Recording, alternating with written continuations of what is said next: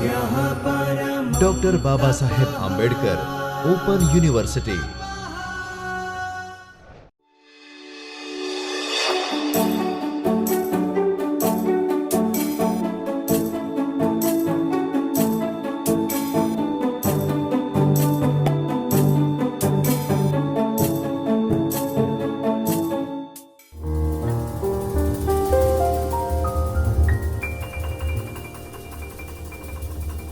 નમસ્કાર વિદ્યાર્થી મિત્રો, હું રોહિત પરમાર આ વિડિયો લેક્ચરમાં સ્વાગત કરું છું। આ વિડિયો લેક્ચરમાં આપણે સ્વયંના ઓનલાઈન કોર્સ કે જેનું નામ છે હ્યુમેનિટીઝ એન્ડ સોશિયલ સાયન્સમાં સંશોધન અને પ્રકાશન નૈતિકતાના જેટલા પણ મુદ્દાઓ છે તેને જાણકારી આપ મેળવી ચૂક્યા છો। તો આ વિડિયો લેક્ચરમાં આપણે તેની ટૂંકમાં સંક્ષિપ્તમાં માહિતી મેળવીશું અને કોઈ પણ સંશોધનમાં અથવા તો પ્રકાશનમાં એટલે જે પબ્લિશ કરેલું પેપર છે તેમાં શું શું ધ્યાન રાખવું જોઈએ, પ્રકાશન નૈતિકતા કોને કહેવાય, લેખક, ઓથર, કો ઓથર કોને કહેવાય, પ્લેગેરિઝમ, ફેબ્રિકેશન, ફોલ્સિફિકેશન કોને કહેવાય, ત્યારબાદ જે પેપર પબ્લિશ થયેલા હોય તેમાં જે જનરલ ઇમ્પેક્ટ છે, સાઇટેશન છે, સાઇટ સ્કોર છે તે કોને કહેવાય તેના વિશે આપણે વિગતે માહિતી મેળવીશું। તો આ વિડિયો લેક્ચરમાં સૌપ્રથમ આપણે વૈજ્ઞાનિક દુરાચારમાં જે કોઈ પણ પબ્લિકેશનમાં થયેલ હોય છે જેમાં મુખ્યત્વે 3 પ્રકારે થયેલું હોય છે, ફોલ્સિફિકેશન, ફેબ્રિકેશન અથવા પ્લેગેરિઝમ હોય છે, તે કોને કહેવાય તેના વિશે માહિતી મેળવીશું। ત્યારબાદ પ્રકાશન નૈતિકતા, લેખક તત્વ અને યોગદાન કે ઓથરશિપ કોને કહેવાય, જર્નલ ફાઇન્ડર અને જર્નલ સૂચન ટૂલ્સ કયા કયા છે, પ્લેગેરિઝમ સોફ્ટવેરનો ઉપયોગ કેવી રીતના કરવામાં આવે છે, કયા કયા પ્લેગેરિઝમ સોફ્ટવેર ઉપલબ્ધ છે, ત્યારબાદ જર્નલ ઇમ્પેક્ટ ફેક્ટર એટલે કે કોઈ પણ પેપર પબ્લિશ કરેલું હોય તો તેનો જર્નલ ઇમ્પેક્ટ ફેક્ટર કેવી રીતના કાઢવામાં આવે છે, ત્યારબાદ છે પ્લેગેરિઝમની નીતિઓ સાથે કામ કરતી સંસ્થાઓ અને એજન્સીઓ કઈ કઈ છે તેના વિશે મૂળભૂત માહિતી મેળવીશું। તો આપણે સૌપ્રથમ જોઈએ કે નૈતિક સંશોધન કોને કહી શકાય। તો નૈતિક સંશોધનનો અર્થ એ છે કે એવા સંશોધન કાર્ય કરવું જેમાં સાચી માહિતી, સચોટ પદ્ધતિઓ અને પ્રમાણિકતા રાખવામાં આવે। સંશોધનમાં કોઈ પણ જાતની ચોરી ન હોય, ખોટી માહિતી ના હોય અથવા બનાવટી માહિતી હોવી જોઈએ નહીં। ત્યારબાદ વૈજ્ઞાનિક દુરાચાર એટલે શું? તો વૈજ્ઞાનિક સંશોધનમાં ખોટી અથવા અપ્રમાણિક પ્રવૃત્તિઓ કરવી, સંશોધન વિશે જૂઠું બોલવું, ખોટા ડેટા બનાવવા, બીજાના કાર્યની ચોરી કરવી, લોકોને ગેરમાર્ગે દોરવા, એવા સંશોધનમાં ખોટી માહિતી પ્રસ્તુત કરવી જેને વૈજ્ઞાનિક દુરાચાર કહી શકાય। તો વૈજ્ઞાનિક દુરાચારનું ઉદાહરણ જોઈએ તો કોઈ વૈજ્ઞાનિક પોતાના પેપર પ્રકાશિત કરવા માટે નકલી પ્રયોગશાળાના પરિણામો બનાવે છે અથવા અન્ય સંશોધકોની નકલ કરે છે કામમાંથી, તો તેને વૈજ્ઞાનિક ગેરવર્તણૂક કહી શકાય। ત્યારબાદ વૈજ્ઞાનિક દુરાચારોના પ્રકારો મુખ્યત્વે કયા કયા છે? તો 3 મુખ્ય પ્રકારો આપણે કહી શકાય। પહેલું છે ફોલ્સિફિકેશન, બીજું છે ફેબ્રિકેશન, ત્રીજું છે પ્લેગેરિઝમ। ફોલ્સિફિકેશન એટલે કે સંશોધન ડેટામાં એટલે કે સંશોધનમાં ડેટા, પ્રક્રિયાઓ અથવા પરિણામો સાથે હેરાફેરી કરીને ખોટી માહિતી રજૂ કરવી। ફેબ્રિકેશન એટલે કે ખોટા ડેટા અથવા સંશોધન પરિણામો બનાવીને માહિતી રજૂ કરવી। અને પ્લેગેરિઝમ એટલે કે બીજાના કાર્ય અથવા વિચારો અથવા શોધખોળને યોગ્ય ક્રેડિટ આપ્યા વિના પોતાની તરીકે રજૂ કરવી। તો આ જે સંશોધનો થાય છે તેમાં દેખરેખ રાખવા માટે ભારતની વાત કરીએ તો CSIR એ અનૈતિક સંશોધન અટકાવવાના અને સંશોધનમાં નૈતિકતા જાળવવા માટે વિવિધ પગલાં લે છે, જેમ કે સંશોધન માટે નૈતિક માર્ગદર્શિકા પ્રદાન કરે છે, સંશોધનમાં પારદર્શિતા જળવાય તે પ્રકારના નિયમો બનાવે છે, સંશોધનનું પેપર જે છે તે ડેટા છે તેની સમીક્ષા કરે છે, સંશોધકો માટે જે પણ રિસર્ચરો હોય તેમાં તાલીમી અને જાગૃતિ ફેલાય તેના માટે અલગ અલગ કાર્યક્રમો રાખે છે, અને જો પ્લેગેરિઝમ પાછળથી માલુમ પડે તો દંડ અથવા કાયદેસરની કાર્યવાહી પણ કરવામાં આવે તેવા નિયમો બનાવેલા છે।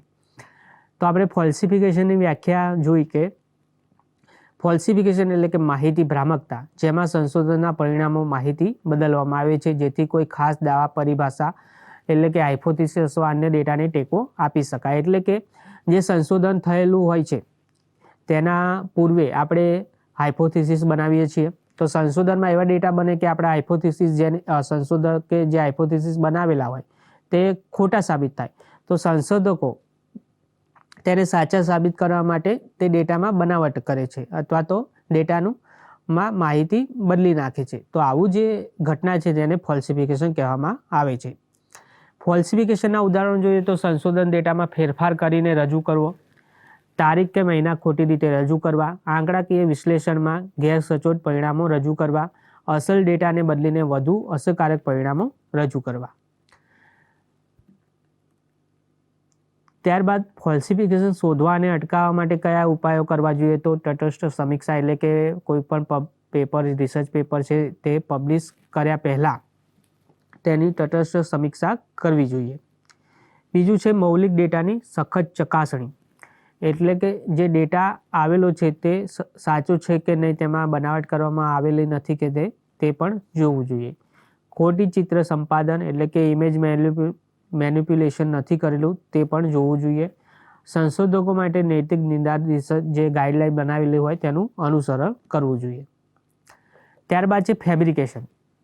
તો ફેબ્રિકેશનની વ્યાખ્યા જોઈએ તો જ્યારે સંશોધક કે વિદ્યાર્થી અસલી ડેટા ભેગા કર્યા વિના મનગમતો ડેટા બનાવે છે તેને ડેટા ફેબ્રિકેશન કહેવામાં આવે છે. ફેબ્રિકેશન એટલે કે ખોટી માહિતીની બનાવટ એ વૈજ્ઞાનિક અને શૈક્ષણિક સંસ્થામાં ખોટી માહિતી રજૂ કરવા માટેનું કૃત્ય છે. હવે ફેબ્રિકેશનના આપણે ઉદાહરણો જોઈએ તો ખોટા અભ્યાસ દર્શાવવા, સબમિશન માટે બચવા માટે ડેટા ઘડી નાખવો, એટલે કે ડેટા પ્રાપ્ત જ ના થયેલો હોય પણ સબમિશનની ડેટ, રિસર્ચ પેપર અથવા કોઈ જે પ્રોજેક્ટ લીધેલો હોય તે પેપર સબમિટ કરવાની ડેટ નજીક આવી ગયેલું હોય તો બનાવટી ડેટા બનાવવામાં, ઉપજાવી કાઢેલો ડેટા રજૂ કરવામાં આવે છે. તો ડેટા ફેબ્રિકેશન થવાના મુખ્ય કારણો કયા કયા છે? તો મૂળભૂત કારણો જોઈએ તો સંશોધકો પર ફંડ મેળવવા માટે દબાણ હોય છે. કેટલીક વાર સંશોધનકારો એકેડેમિક ક્ષેત્રમાં આગળ વધવા માટે પેપર પ્રકાશિત કરવા માટે જલ્દી કરતા હોય છે. કેટલીક સંશોધન સંસ્થાઓના યોગ્ય સ્ત્રોતો અને સાધનોની ઓછત પણ હોઈ શકે છે. તો હવે ડેટા ફેબ્રિકેશન અને ફોલ્સિફિકેશનનો આપણે ડિફરન્સ જોઈએ તો ડેટા ફેબ્રિકેશન એટલે નવા અથવા ખોટા ડેટાને બનાવવો, એટલે કે જે ડેટા જ ઉપલબ્ધ નથી તેને ઉપજાવી કાઢવો, નવો બનાવવો. ડેટા ફોલ્સિફિકેશન એટલે કે જે અસ્તિત્વમાં આવેલો ડેટા છે તેમાં ડેટા બદલી કાઢીને પોતાના હાઇપોથેસિસ સાચા સાબિત કરવા, એટલે કે જે ડેટા મેળવેલ છે તેમાં ફેરફાર કરીને રજૂ કરવો. અને ત્રીજું છે વૈજ્ઞાનિક દુરાચારનું મુખ્ય તત્વ, તે છે પ્લેગેરિઝમ.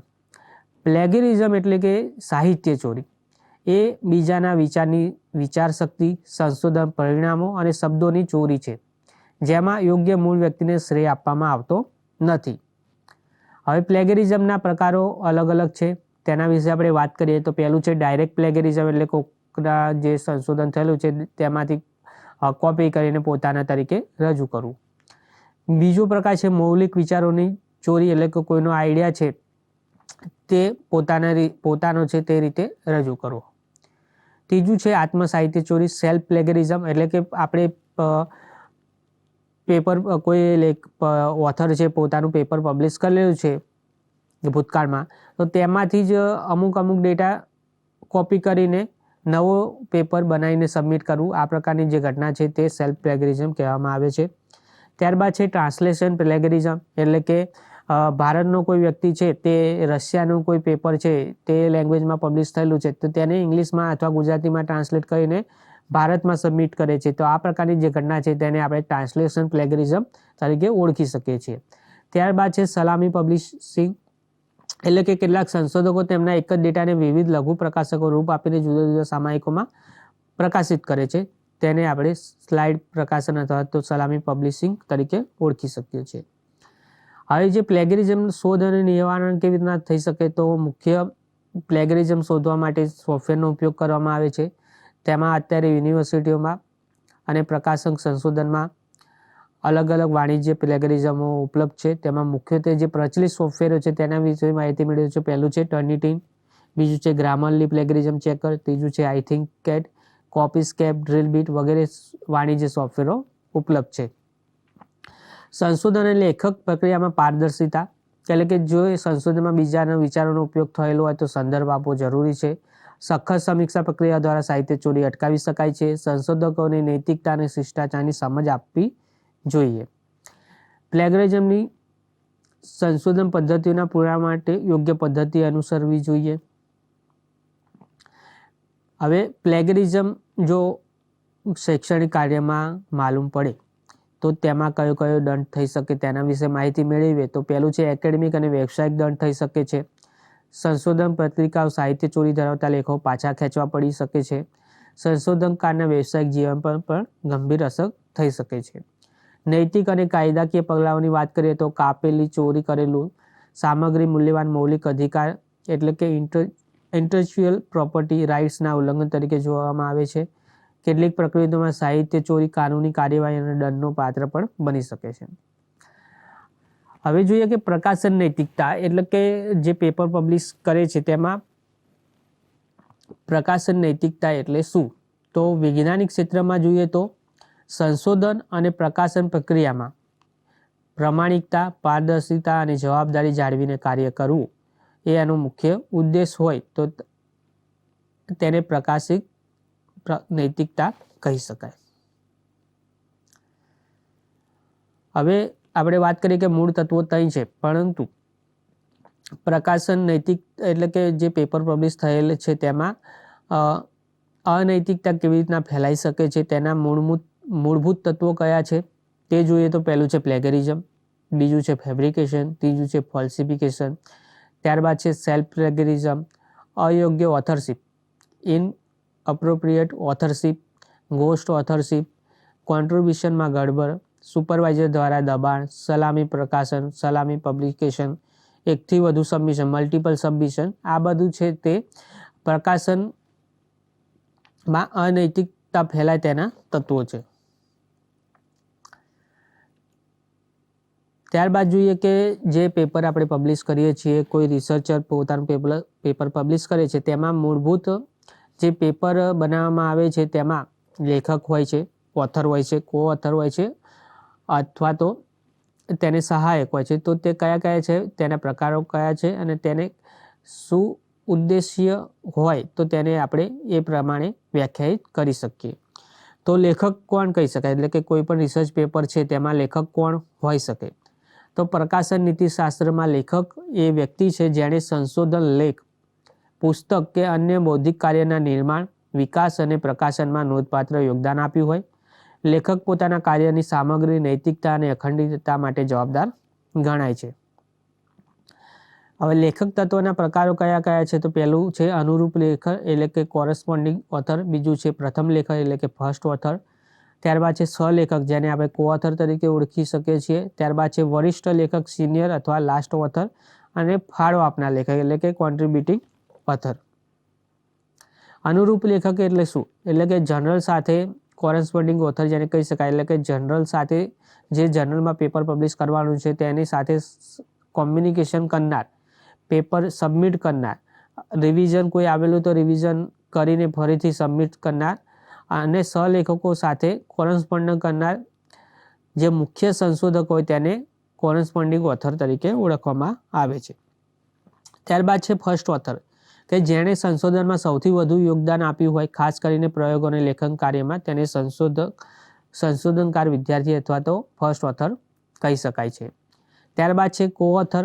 તો બાકીના જે પેપર પબ્લિશ થાય છે તો બાકીના સહભાગી લોકોએ નોંધપાત્ર યોગદાન આપ્યું હોય, તેઓ પ્રથમ કે અનુરૂપ ના હોય તેમને આપણે કો ઓથર તરીકે ઓળખી શકીએ. ત્યારબાદ છે વરિષ્ઠ અથવા સિનિયર લેખક અથવા તો લાસ્ટ ઓથર જે મુખ્ય નિરીક્ષણ કરનાર છે, ઉદાહરણ તરીકે અધ્યક્ષ, તેને આપણે વરિષ્ઠ લેખક કહી શકાય. ત્યારબાદ છે ફાળો આપનાર લેખક એટલે કોન્ટ્રીબ્યુટિંગ ઓથર, તો જેને યોગદાન આપ્યું હોય, ખાસ કરીને ટેકનિકલ સહાય, ટેકનિશિયન કે સહાયક, જેને આપણે ફાળો આપનાર અથવા કોન્ટ્રીબ્યુટિંગ ઓથર તરીકે ઓળખી શકીએ છીએ. હવે અનૈતિક લેખક તત્વ એટલે કે કોઈ પણ રિસર્ચ પેપરમાં જે લેખક તત્વના આપણે પ્રકારો જાણ્યા તો તેમાં અનૈતિકતા કેવી રીતના ફેલાય છે તો તે કયા મૂળભૂત તત્વો છે તે જોઈએ તો પહેલું છે ગોસ્ટ ઓથર એટલે કે એવો ઓથર કે જેને પબ્લિશિંગ અથવા રિસર્ચ પેપરમાં કોઈ યોગદાન જ ના આપ્યું પરંતુ તેનું નામ સામેલ કરી દેવામાં આવે છે તેને ગોસ્ટ ઓથર કહેવામાં આવે છે. ત્યારબાદ છે ઘોસ્ટ અથવા ઓનરરી ઓથર, ત્યારબાદ છે ગિફ્ટ ઓથર અને બળજબરીથી ઉમેરેલ લેખક. આ બધા જે લેખક તત્વના પ્રકારો છે તે અનૈતિક લેખક તત્વ કહી શકાય. હવે જોઈએ કોન્ટ્રીબ્યુશનશીપ એટલે યોગદાન આપવું એટલે કે કોઈ પણ રિસર્ચ પેપરમાં યોગદાન આપ્યું હોય તો યોગદાન આપવું એટલે કે સંશોધન પ્રોજેક્ટમાં જોડાયેલી દરેક વ્યક્તિના યોગદાનને યોગ્ય રીતે દર્શાવવું, ખાસ કરીને પ્રકાશનના લેખક યોગદાન અથવા સ્વીકૃતિ વિભાગમાં. હવે સંશોધનમાં યોગદાન આપવાના પ્રકારો કયા કયા છે તેના વિશે માહિતી જોઈએ તો વૈચારિક યોગદાન આપી શકે છે, ડેટા સંબંધિત યોગદાન આપી શકે છે, લેખન અને સંપાદન તરીકે યોગદાન આપી શકે છે, ટેકનિકલ અથવા વ્યવહારુ યોગદાન આપી શકે છે, સુપરવિઝરી અથવા વહીવટી યોગદાન આપી શકે છે, ભંડોળ સંશોધન યોગદાન આપી શકે છે, વિવેચનાત્મક સમીક્ષા અથવા માન્યતા આપવું, આવા યોગદાનો આપી શકે છે. અને કોઈ પણ રિસર્ચ પેપરમાં કોન્ટ્રીબ્યુટર તરીકે આપણે આ જે યોગદાન છે તેને આપણે દર્શાવી શકીએ છીએ. હવે આજે યોગદાનમાં અનૈતિકતા ફેલાય તો તેનું એક ઉદાહરણ છે કે સાઉથ કોરિયામાં એક કેસ થયેલો હતો જેમાં ક્લોનિંગ સંશોધનના ખોટા દાવાઓ રિસર્ચ પેપર તરીકે રજૂ કરવામાં આવેલા હતા. રિસર્ચ પેપરમાં ક્લોનિંગ થઈ શકે છે તે કેવી રીતના થાય તેવું એક રિસર્ચ પેપર પબ્લિશ કરવામાં આવેલું હતું. તે પાછળથી માલુમ પડ્યું કે આ સંશોધન ખોટું છે. તો તેમાં જે રિસર્ચ જર્નલમાં પેપર પબ્લિશ થયેલું હતું તેમાંથી પાછું ખેંચવામાં આવ્યું, રિમૂવ કરવામાં આવ્યું અને જે વ્યક્તિ દ્વારા તે પેપર પબ્લિશ કરવામાં આવેલું હતું તેને જે ગ્રાન્ટ મળી હતી તે ગ્રાન્ટ પાછી આપવા અને શિસ્ત પગલાં લેવામાં આવ્યા. તો આ પ્રકારના દંડ થઈ શકે છે. તો લેખક તત્વમાં નૈતિકતા જાળવવા માટેની વ્યવહારિક રીતો કઈ કઈ છે તો લેખક તત્વ અને યોગદાનની સ્પષ્ટતા કરવી જોઈએ. કોઈ પણ રિસર્ચ પેપરમાં હેતુપૂર્ણ અને સંશોધન ડેટાનો ઉપયોગ કરવો જોઈએ. અધિકારી અને સંશોધન વચ્ચે સહયોગ હોવો જોઈએ. આ પ્રકારના જે નૈતિક માપદંડો છે તે જાળવવા જોઈએ. ત્યારબાદ જોઈએ જનરલ ફાઇન્ડર ટૂલ શું છે. તો આપણે જનરલ ફાઇન્ડર ટૂલ્સ એટલે કે અમુક વેબસાઇટો છે જેમાં કોઈ પણ રિસર્ચર છે તે પોતાના વિષયનું પેપર છે તે કયા જર્નલમાં પબ્લિશ કરવું તેના વિશે માહિતી મેળવી શકે છે. તો કોઈ પણ રિસર્ચર પોતાનું જે પેપર હોય તેનું ટાઇટલ અથવા તો એબ્સ્ટ્રાક્ટ આમાં પેસ્ટ કરીને કયા કયા જનરલો અનુરૂપ છે તે માહિતી મેળવી શકે છે. તો પહેલું જનરલ સૂચન ટૂલ છે જેન તરીકે ઓળખાય છે, જેને જનરલ ઓથર નેમ એસ્ટિમેટર કહેવામાં આવેલી છે. તેમાં આ પ્રકારની જે વેબસાઇટ છે તેમાં ટાઇટલ અથવા એબ્સ્ટ્રાક્ટ નાખીને પેપરની માહિતી મેળવી શકાય છે. બીજું જેમાં આપણે વાત કરીએ કે અલગ અલગ જનરલોના જે નામ આવે છે તેમાં લીલું ટેગ અને નારંગી ટેગ પાછળ દર્શાવે છે. જેમાં લીલું ટેગ એ જે મેડલાઇન રેકોર્ડ દર્શાવે છે અને નારંગી ટેગ છે જે ઓપન એક્સેસ જર્નલો છે તેના વિશે માહિતી દર્શાવે છે. બીજું એલિસવેરનું જનરલ ફાઇન્ડર ટૂલ છે જેની વેબસાઇટ આપેલી છે અહીંયા. તેમાં પણ આપણે જે એલિસવેરના જર્નલો છે તેમાં સંશોધકે પોતાની અનુરૂપ જર્નલ ફાઇન્ડ કરી શકે છે. ત્યારબાદ web of science journal finder tool છે જેને આપણે મેન્યુસ્ક્રિપ્ટ મેચર તરીકે ઓળખીએ છીએ. તેમાં પણ વેબ ઓફ સાયન્સના રિલેટેડ જે જર્નલો છે તેના વિશે માહિતી મેળવી શકાય છે.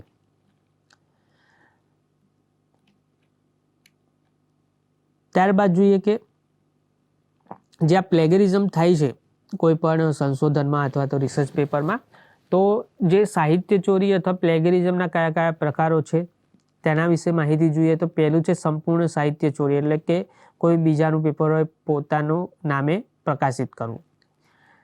ત્યારબાદ છે સીધી કે શાબ્દિક સાહિત્ય ચોરી. ત્યારબાદ છે પેરાફ્રેસિંગ સાહિત્ય ચોરી.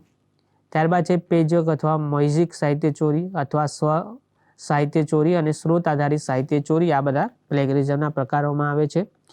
હવે જે પ્લેગરિઝમ સોફ્ટવેર હોય છે તો આ પ્લેગરિઝમ કેવી રીતના શોધી શકાય, તો અમુક જે શોધ પદ્ધતિઓ અને ટેકનોલોજી કઈ કઈ છે તેના વિશે માહિતી જોઈએ. તો ટેક્સ્ચ્યુઅલ સમાનતા પદ્ધતિ એટલે ઓનલાઈન સોર્સમાંથી જે ટેક્સ્ટ હોય તેને મેચ કરવામાં આવે છે અને ટેક્સ્ટ મેચ થાય તો તે કયા સ્ત્રોત ઉપર છે, કઈ વેબસાઇટ ઉપર છે તે દર્શાવે છે પ્લેગરિઝમ ટૂલ રિપોર્ટ દ્વારા.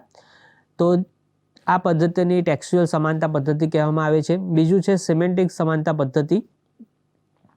ત્યારબાદ છે મશીન લર્નિંગ અને એઆઈ ડિટેક્શન અને ચોથું છે ક્રોસ લેંગ્વેજ ડિટેક્શન, જેમાં કોઈ લેંગ્વેજ ટ્રાન્સલેટ કરીને દર્શાવી હોય તો તેનો સંદર્ભ આપે છે. હવે જે પ્લેગરિઝમ ડિટેક્શન સોફ્ટવેર કેવી રીતના કાર્ય કરે છે એ શું છે? તો પ્લેગરિઝમ ડિટેક્શન સોફ્ટવેર એવા સાધનો છે અથવા તો એપ્લિકેશન છે જે લેખિત સામગ્રી, કોઈ પણ રિસર્ચ પેપરમાં જે લેખિત સામગ્રી હોય જે અન્ય સ્ત્રોતમાંથી કોપી કરાયેલ અથવા સમાનતા ધરાવતા ભાગોને શોધવા માટે રચાયેલો હોય છે. આ સોફ્ટવેર ડોક્યુમેન્ટને વિશાળ ડેટાબેઝ, ઓનલાઈન જર્નલ, પુસ્તકો, વેબસાઇટ અને અન્ય પ્રકાશિત સામગ્રી સાથે તુલના કરે છે અને એક સમાનતા સૂચકાંક જાહેર કરે છે. મૂળભૂત પ્લેગરિઝમ ડિટેક્શન સોફ્ટવેરો જોઈએ તો પહેલું છે ડ્રિલબીટ, બીજું છે ટર્નિટી, ત્યારબાદ છે ઉર્કુન્ડ છે, ઓરિજિનલ છે, ગ્રામરલી છે, પ્લેક્સકેન છે. આ બધા વાણિજ્ય પ્લેગરિઝમ સોફ્ટવેર ડિટેક્શન ઉપલબ્ધ છે જે કોઈપણ સંશોધક અથવા કોઈપણ લેખકને પોતાના પેપરમાં પ્લેગરિઝમ ચેક કરવા માટે ઉપયોગમાં લઈ શકાય છે. હવે જે મૂળભૂત અત્યારે પ્રચલિત સોફ્ટવેરો છે તેના વિશે જોઈએ તો પહેલું છે Drillbit, Turnitin, Urkund original, iThenticate, Grammarly premium, Quetext, PlagScan, plagiarism, CheckerX, Copyscape, small SEO tools, Duplichecker. આ બધામાંથી અમુક વાણિજ્ય રીતે એટલે કે પેડ સોફ્ટવેર છે અને અમુક ફ્રી સોફ્ટવેર છે. જે ફ્રી સોફ્ટવેર છે અમુક 10 પેજ સુધી, 5 પેજ સુધી પ્લેગરિઝમ ચેક કરી શકાય છે એમાં. હવે જોઈએ કે મૂળભૂત બે જે પ્રચલિત સોફ્ટવેર છે ડ્રિલબીટ. તો ડ્રિલબીટમાં અત્યારે એ ભારત આધારિત પ્લેગરિઝમ સોફ્ટવેર છે. અત્યારે 1 ઓક્ટોબર 2023થી ઇમ્પ્લિમેન્ટ દ્વારા ડ્રિલબીટ એક્સ્ટ્રીમ જે હાયર ઇન્સ્ટિટ્યૂટ છે તેમને આપવામાં 100 સુધી પ્રોગ્રામ અંતર્ગત જે ઇન્સ્ટિટ્યૂટમાં જે પીએચડી વિદ્યાર્થી સ્કોલર હોય તેમનું પીએચડી થીસીસ અને રિસર્ચ પેપર સ્કેન કરવા માટે ફ્રીમાં ઉપલબ્ધ કરવામાં આવેલું છે. બીજું છે ટર્નિટી. ટર્નિટીને વિશ્વવ્યાપી રીતે માન્ય પ્લેગરિઝમ ડિટેક્શન અને અસાઇનમેન્ટ મેનેજમેન્ટ સિસ્ટમ છે જે 1998માં સ્થાપિત. ટર્નિટીને હવે વિશ્વની હજારો યુનિવર્સિટી, કોલેજો અને શાળાઓમાં ઉપયોગમાં લેવામાં આવે છે. તો ડ્રિલબીટ અને ટર્નિટીનું જે સમાનતા શું છે તેની એક ફકરો આપવામાં આવેલો છે. તો ડ્રિલબીટ 2016માં ભારતમાં સ્થાપિત સોફ્ટવેર છે અને ટર્નિટી 1998થી યુએસ આધારિત સ્થાપિત સોફ્ટવેર છે. હવે મૂળભૂત આપણે જોઈએ તો ડ્રિલબીટ છે અંગ્રેજી અને ભારતની 15થી વધારે રિજનલ જે લેંગ્વેજ છે તેમાં OCR પદ્ધતિ તરીકે પ્લેગરિઝમ શોધવા માટે કામ કરે છે. અને ટર્નિટી મુખ્યત્વે અંગ્રેજી અને અન્ય માન્ય ભાષાઓ છે વર્લ્ડ વાઇડ તેમાં પ્લેગરિઝમ શોધી શકે છે. હવે કોઈ પણ પીડીએસ એટલે કે પ્લેગરિઝમ ડિટેક્શન સોફ્ટવેર છે તેમાં ખાસ કયા તત્વો હોય તો તેને ડિટેક્શન સોફ્ટવેર કહી શકાય. તો પહેલું છે વ્યાપક ડેટાબેઝ કવરેજ. એટલે કે આપણે એક સોફ્ટવેર લીધું જેમાં આપણે કોઈ રિસર્ચ પેપરનું પ્લેગરિઝમ ચેક કરીએ છીએ પરંતુ તે સોફ્ટવેર છે તેમાં દુનિયાભરનો જે વર્લ્ડ વાઇડ ડેટાબેઝ છે તેની સાથે ન સંકળાયેલો હોય, ન કવર કરતું હોય તો આપણને પ્લેગરિઝમ બરાબર ચેક કરી શકતા નથી અથવા તો પ્લેગરિઝમનું જે કવરેજ છે તે ઓછું બતાવે છે. બીજું છે બહુભાષી અને OCR ટેકનોલોજી સપોર્ટેડ. એટલે કે જે પણ પ્લેગરિઝમ સોફ્ટવેર છે એ અલગ ભારતની વાત કરીએ તો રિજનલ લેંગ્વેજો છે તેને સપોર્ટ કરતું હોવું જોઈએ અને OCR એટલે કે ઓપ્ટિકલ કેરેક્ટર રેકોગ્નાઇઝેશનને સપોર્ટ કરતું હોવું જોઈએ તો જ તે ડિટેક્શન કરી શકે છે બીજા સ્ત્રોત સાથે. ત્યારબાદ છે સચોટ સમાનતા રિપોર્ટ. એટલે કે જે પણ પ્લેગરિઝમ બીજા સાથે સમાનતા ચેક થઈ તેનો પર્ટિક્યુલર રિપોર્ટ આપણને જનરેટ થતો હોવો જોઈએ. અને જટિલ નકલ શોધવાની ક્ષમતા. એટલે કે પેરાફ્રેઝિંગ કરેલું હોય, AI દ્વારા કોઈ ફકરો બનાવેલો હોય તો તેમાં કેટલું AI દ્વારા બનાવેલું છે તેની ટકાવારી આપણને દર્શાવતું હોવું જોઈએ. હવે જોઈએ ઇમ્પેક્ટ ફેક્ટર. એટલે કે આપણે પેપર તો પબ્લિશ કરી દીધું પણ જે જર્નલમાં પેપર પબ્લિશ કરેલું છે તો તેનો ઇમ્પેક્ટ ફેક્ટર કેવી રીતના શોધી શકાય અને ઇમ્પેક્ટ ફેક્ટર શું તેના વિશે માહિતી જોઈએ તો ઇમ્પેક્ટ ફેક્ટર એક સંખ્યાત્મક માપ છે જે કોઈ ચોક્કસ જર્નલમાં પ્રકાશિત થયેલા લેખકોને સરેરાશ કેટલી વાર અન્ય શૈક્ષણિક પ્રકાશનોમાં ટાંકવામાં સાઇટ કરવામાં આવેલા છે તે દર્શાવે છે. સામાન્ય રીતે આ 2 વર્ષના સમયગાળા પર આધારિત હોય છે. ઉચ્ચ ઇમ્પેક્ટ ફેક્ટર ધરાવતું જર્નલ તે ક્ષેત્રમાં વધુ પ્રભાવશાળી અને મહત્વપૂર્ણ માનવામાં આવે છે કારણ કે તેના લેખકો અન્ય સંશોધકો દ્વારા વધુ રીતે ટાંકવામાં આવે છે. હવે જોઈએ કે જનરલ સાયન્ટિફિક રિપોર્ટ. એટલે શું, જેને JCR તરીકે ઓળખવામાં આવે છે? તો જર્નલ સાઇટેશન રિપોર્ટ એ ક્લેરીવેટ એનાલિટિક્સ દ્વારા પ્રકાશિત વાર્ષિક અહેવાલ છે, જે વેબ ઓફ સાયન્સ એટલે કે WOS ડેટાબેઝમાં અનુક્રમિત ઇન્ડેક્સેડ જર્નલ માટે ઇમ્પેક્ટ ફેક્ટર અને અન્ય સાઇટેશન મેટ્રિક પ્રદાન કરે છે. હવે જોઈએ કે જર્નલ ઇમ્પેક્ટ ફેક્ટર ફોર્મ્યુલા શું છે. તો જર્નલ ઇમ્પેક્ટ ફેક્ટર ફોર્મ્યુલાની વાત કરીએ તો total number of times its article were cited during the last 2 years ભાગ્યા total number of citation article in the journal during those 2 years is equal to a journal impact factor for a particular year. એટલે particular કોઈ યરનો journal impact factor માલુમ કરવો હોય તો તે જર્નલમાં last 2 વર્ષમાં કેટલા પેપરોના આર્ટિકલ સાઇટ થયેલા છે ભાગ્યા તે જર્નલમાં ટોટલ કેટલા આર્ટિકલ પબ્લિશ થયેલા છે તેનો ગુણોત્તરને આપણે જર્નલ ઇમ્પેક્ટ ફેક્ટર તરીકે ઓળખી શકીએ છીએ.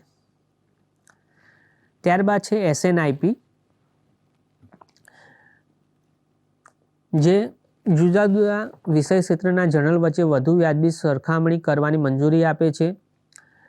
SNIP ઇઝ ઇક્વલ ટુ જર્નલનું રો ઇમ્પેક્ટ પર પેપર ભાગ્યા તેના વિષય ક્ષેત્રનું નોર્મલાઇઝ સાઇટેશન પોટેન્શિયલ. ત્યારબાદ છે IPP. તો IPP એટલે શું? એટલે કે IPP 3 વર્ષના પ્રકાશન સમયગાળામાં પ્રકાશિત થયેલા લેખોને ચોક્કસ વર્ષમાં મળેલા સરેરાશ સાઇટેશનની ગણતરી કરે છે. IPP ઇઝ ઇક્વલ ટુ ચોક્કસ વર્ષમાં મળેલા સાઇટેશન એટલે કોઈ એક વર્ષમાં જે સાઇટેશનો મળેલા હોય આર્ટિકલને તે ભાગ્યા પહેલાંના X વર્ષોમાં પ્રકાશિત લેખોની સંખ્યા. ત્યારબાદ છે સાઇટ સ્કોર. હવે સાઇટ સ્કોર મેથોડોલોજી એટલે શું? તો સાઇટ સ્કોર મેથોડોલોજી એટલે કે છેલ્લા 4 વર્ષના જે આર્ટિકલ હોય તેમાં જે સાઇટેશન થયેલા હોય એ ભાગ્યા જેટલા આર્ટિકલ એટલે કે જેટલા ડોક્યુમેન્ટ એ જર્નલમાં પ્રકાશિત થયેલા હોય તેનો ગુણોત્તર. હવે વિવિધ જે જર્નલ સાઇટેશન રિપોર્ટ છે, SNIP છે, SJR છે, IPP છે, સાઇટ સ્કોર છે, તે કયા કયા ડેટાબેઝ સાથે સંકળાયેલા છે અને ગણતરીનો સમયગાળો કયો કયો છે તેના વિશે માહિતી જોઈએ તો જે JCR છે તે વેબ ઓફ સાયન્સ સાથે સંકળાયેલો છે, તેમાં ગણતરીનો સમયગાળો 2 વર્ષનો હોય છે. SNIP જે સ્કોપસ એટલે કે એલિસવેર દ્વારા સંકળાયેલું છે તેનો સમયગાળો ગણતરીનો 3 વર્ષ હોય છે. SJR એ સ્કોપસ એલિસવેર દ્વારા સંકળાયેલું છે, તેનો સમયગાળો ગણતરીનો 3 વર્ષનો હોય છે. વેબ ઓફ સાયન્સ જે IPP તરીકે ઓળખવાય છે તેનો ગાણિતિક સમયગાળો 3 વર્ષનો હોય છે અને સાઇટ સ્કોર જે સ્કોપસ એલિસવેર દ્વારા બહાર પાડવામાં આવે છે તેનો સમયગાળો 4 વર્ષનો હોય છે. હવે જોઈએ કે વોચડોગ સંસ્થાઓ અને ડેટાબેઝ. તો આ જે 4 પ્રોજેક્ટ હતા તે પહેલું છે ડિટેક્શન વોચ, જે જર્નલ પ્રકાશિત થયેલા હોય પાછળથી માલુમ પડે કે આમાં પ્લેગરિઝમ છે અને લેખો પાછા ખેંચવાની ફરજ પડે તો તે પાછા ખેંચાયેલા લેખોની માહિતી બ્લોગમાં પૂરી પાડે છે. ડિટેક્શન વોચ ડેટાબેઝમાં કેવી રીતના લેખો પાછા ખેંચવા, કયા ડેટાબેઝમાંથી ખેંચવા તેના વિશે માહિતી પૂરી પાડે છે. પબપીયર તે પબ્લિકેશન થયા પછી પીયર રિવ્યૂ તરીકે ઓનલાઈન કામ કરે છે. તેમાં કોઈ પણ વૈજ્ઞાનિક જે પોતાનું યોગદાન આપી શકે છે અને સમીક્ષા કરીને તેમાં કોઈ ખામી રહી ગયેલી હોય તો તેના વિશે માહિતી આપી શકે છે. ડિલેક્સ પ્રોજેક્ટ પણ પબપીયર જેવું જે પબ્લિશ થયેલ પેપર હોય તેમાં કોઈ ખામી અથવા તો પ્લેગરિઝમ અથવા ડેટા ચોરી થયેલો હોય તેના વિશે માહિતી આપે છે. હવે આ જે પ્લેગરિઝમ નીતિઓ છે તેની સાથે કામ કરતી સરકારી, શૈક્ષણિક અને બિન લાભકારી એજન્સી સંસ્થાઓની વાત કરીએ તો કઈ કઈ છે? UGC છે, જેને યુનિવર્સિટી ગ્રાન્ટ કમિશન તરીકે ઓળખવામાં આવે છે. ત્યારબાદ છે COPE છે, જેને પ્રકાશન નીતિશાસ્ત્ર સમિતિ તરીકે ઓળખવામાં આવે છે. ત્યારબાદ છે international centre for academic integrity, જેને ICI તરીકે ઓળખવામાં આવે છે.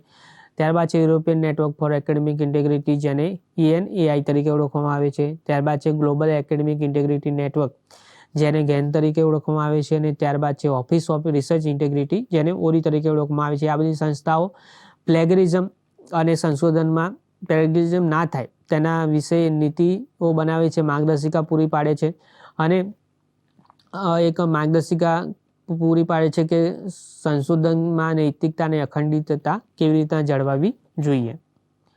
ત્યારબાદ નેશનલ અને ઇન્ટરનેશનલ રિસર્ચ એથિક્સ ઓર્ગેનાઇઝેશનો છે, જેમાં સમાવેશ થાય છે આંતરરાષ્ટ્રીય બાયોએથિક્સ સમિતિ IBC, council for international organisation of medical science. ત્યારબાદ છે world association of medical editors, જેને વેમ તરીકે ઓળખવામાં આવે છે. ત્યારબાદ છે European network of research ethics committee, જેને REC તરીકે ઓળખવામાં આવે છે, અને international association of research ethics across discipline, જેને IAREAD તરીકે ઓળખવામાં આવે છે. અને ત્યાર લાસ્ટ છે નેશનલ સાયન્સ ફાઉન્ડેશન, જેને NSF તરીકે ઓળખવામાં આવે છે. આ બધી સંસ્થાઓ છે અલગ અલગ દેશોમાં સ્થાપિત સંસ્થાઓ છે, જે શૈક્ષણિક કાર્યોમાં અને વૈજ્ઞાનિક સંશોધનમાં માર્ગદર્શિકા પૂરી પાડે છે, અને સંશોધનમાં રિસર્ચમાં એથિક્સ જળવાઈ રહે તેના વિશે કામ કરતી હોય છે. વિદ્યાર્થી મિત્રો, આ બધું જે સંદર્ભ સૂચિ છે તેના ઉપયોગ કરીને આપ વધુ માહિતી મેળવી શકો છો કે સંશોધનમાં અને રિસર્ચમાં કેવી રીતના અખંડિતતા જળવાવી જોઈએ. તો વિદ્યાર્થી મિત્રો, આ વિડીયો લેક્ચરમાં તમે માહિતી મેળવી ચૂક્યા છો કે કોઈ પણ રિસર્ચ છે, પબ્લિકેશન છે, તેમાં કેવી રીતના અખંડિતતા, નૈતિકતા જળવાવી જોઈએ.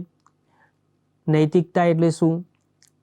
રિસર્ચ પેપરમાં લેખક, કો-ઓથર, લેખક તત્વ શું છે, તેને અસર કરતા પરિબળો કયા કયા છે, વૈજ્ઞાનિક દુરાચારો કયા કયા છે, ફોલ્સિફિકેશન મુખ્ય, ફોલ્સિફિકેશન, ફેબ્રિકેશન, પ્લેગરિઝમ.